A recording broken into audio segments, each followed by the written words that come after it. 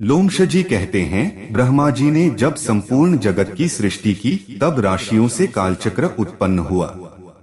उस कालचक्र में सब कार्यों की सिद्धि के लिए 12 राशियां और 27 नक्षत्र मुख्य हैं।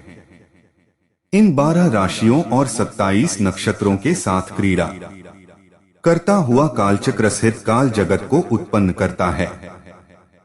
ब्रह्मा से लेकर कीट पर्यंत सबको काल ही उत्पन्न करता, वही पालन करता और वही संहार करता है। एकमात्र काल से ही यह सारा जगत बंधा हुआ है। अकेला काल ही इस लोक में बलवान है, दूसरा नहीं। अतः यह सब प्रपंच कालात्मक है। सबसे पहले काल हुआ। काल से ही स्वर्गलोक के अधिनायक उत्पन्न हुए। तदंतर लोकों की उत्पत्ति हुई। उसके बाद त्रुटि हुई। त्रुटि से लव हुआ। लव से क्षण हुआ। क्षण से निमिष हुआ, जो प्राणियों में निरंतर देखा जाता है। 60 निमिष का एक पल कहा जाता है।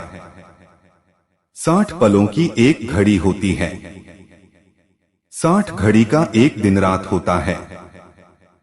15 दिन रात का एक पक्ष माना जाता है। 2 पक्ष का एक मास और 12 महीनों का एक वर्ष होता है। काल को जानने की इच्छा रखने वाले बुद्धिमान पुरुषों को इन सब बातों का ज्ञान रखना चाहिए। प्रतिपदा से लेकर पूर्णमासी तक पक्ष पूरा होता है। उस दिन पक्ष पूर्ण होने के कारण ही उसे पूर्णिमा कहते हैं। जिस तिथि को पूर्ण चंद्रमा का उदय होता है वह पूर्णमासी देवताओं को प्रिय है, तथा जिस तिथि को चंद्रमा लुप्त हो जाते हैं उसे विद्वानों ने अमावस्या कहा है। अग्निश्वात आदि पितरों को वह अधिक प्रिय है। ये 30 दिन पुण्य काल से संयुक्त होते हैं। इनमें जो विशेषता है उसे आप लोग सुने। योगों में व्यतिपात, नक्षत्रों में श्रवण, तिथियों में अमावस्या और पूर्णिमा तथा संक्रांति काल, ये सब दान कर्म में पवित्र माने गए हैं। भगवान शंकर को अष्टमी प्रिय है। गणेश जी को चतुर्थी, नागराज को पंचमी, कुमार कार्तिकेय को षष्ठी, सूर्यदेव को सप्तमी, दुर्गा जी को नवमी, ब्रह्मा जी को दशमी, रुद्रदेव को एकादशी, भगवान विष्णु को द्वादशी, कामदेव को त्रयोदशी तथा भगवान शंकर को चतुर्दशी विशेष प्रिय है। कृष्ण पक्ष में जो चतुर्दशी अर्धरात्रि व्यापिनी हो उसमें सबको उपवास करना चाहिए। वह भगवान शिव का सायुज्य प्रदान करने वाली है। वही शिवरात्रि के नाम से विख्यात है। वह सब पापों का नाश करने वाली है। इस विषय में एक प्राचीन इतिहास का उदाहरण दिया करते हैं। पूर्व काल में कोई विधवा ब्राह्मणी थी जिसकी प्रकृति बड़ी चंचल थी। वह काम भोग में आसक्त रहती थी। अतः किसी कामी चांडाल के साथ उसका संबंध हो गया। उसके गर्भ से दुरात्मा चांडाल के एक पुत्र हुआ जिसका नाम दुस्सह था। दुस्सह बड़ा ही दुष्टात्मा था। वह सब धर्मों के विपरीत ही आचरण करता था। महान पापपूर्ण प्रयोगों के द्वारा वह सदा नए नए पाप प्रारंभ करता था।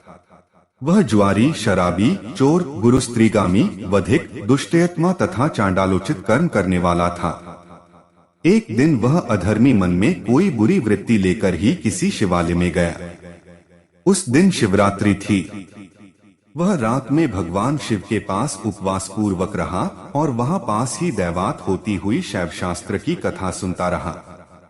वहां उसे लिंग स्वरूप भगवान शिव का दर्शन हुआ।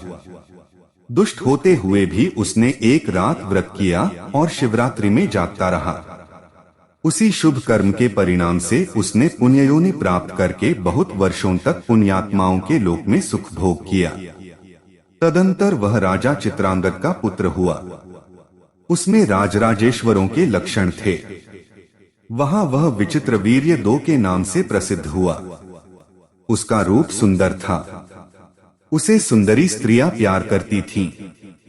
उसने बहुत बड़ा राज्य प्राप्त करके भी अपने मन में अहंकार नहीं आने दिया। भगवान शिव की भक्ति करते हुए वह सदा शिव धर्म के पालन में ही तत्पर रहा। शिव संबंधी शास्त्रों को मान्यता देकर वह उन्हीं के अनुसार शिव की पूजा किया करता था। भगवान शिव के समीप यत्न पूर्वक रात्रि में जागरण करके भगवान शिव की गाथा का गान करता और रोमांचित होकर नेत्रों से आनंद के अश्रुकण बहाया करता था। भगवान शिव की कथा सुनने से उसमें है प्रेम के सभी लक्षण प्रकट हो जाते थे। उसे श्री देवाधिदेव शिव की प्रेम लक्षणा भक्ति प्राप्त हुई। वह भगवान शिव के ध्यान में निरंतर संलग्न रहने के कारण उसकी सारी आयु व्रत में ही बीती। भगवान शिव इस संसार में पशुओं, अज्ञानियों तथा ज्ञानीजनों को समान रूप से सुलभ हैं। आत्म सुख की प्राप्ति के लिए एकमात्र सदाशिव का ही सेवन करना चाहिए। शिवरात्रि के उपवास से राजा को उत्तम ज्ञान प्राप्त हुआ। उस ज्ञान से सब प्राणियों में निरंतर संभाव का अनुभव हुआ। फिर एकमात्र भगवान सदाशिव ही सब भूतों के आत्मा रूप हैं, इस ज्ञान का साक्षात्कार हुआ। तत्पश्चात यह अनुभव हुआ कि इस संसार में कहीं कोई भी ऐसी वस्तु नहीं है जो भगवान शिव से रहित हो।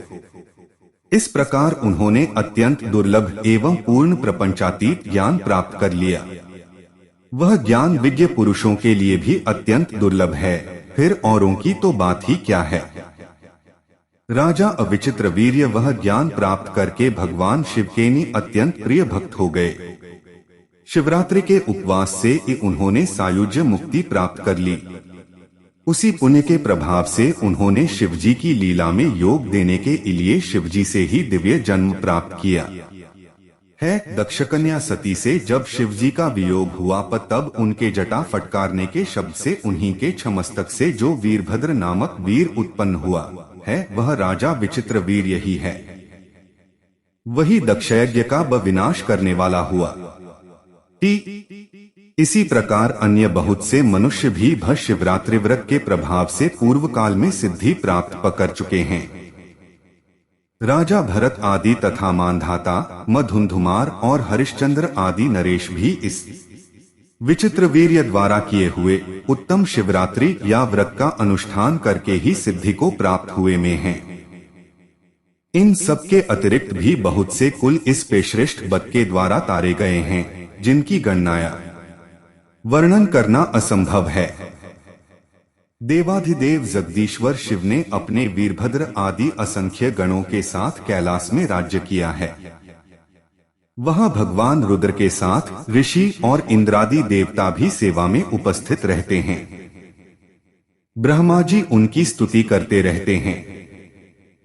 भगवान विष्णु आज्ञापालक सेवक की भांति खड़े होते हैं। इंद्र सब देवताओं के साथ सेवा धर्म का पालन करते हैं। चंद्रमा भगवान के मस्तक पर छत्र धारण करते हैं और वायुदेव च्वर डुलाते हैं। साक्षात अग्निदेव ही सदा उनके रसोइया बने रहते हैं। स्वर्गवासी गंधर्व उनके दरबार में गीत गाते और स्तुति पाठ करते हैं। इस प्रकार भगवान महेश्वर कैलाश पर्वत पर अपने प्रतापी पुत्र गणेश और कार्तिकेय आदि के साथ तथा महारानी गिरिराजनंदिनी उमा के साथ महान पराक्रम का परिचय देते हुए राज्य करते हैं।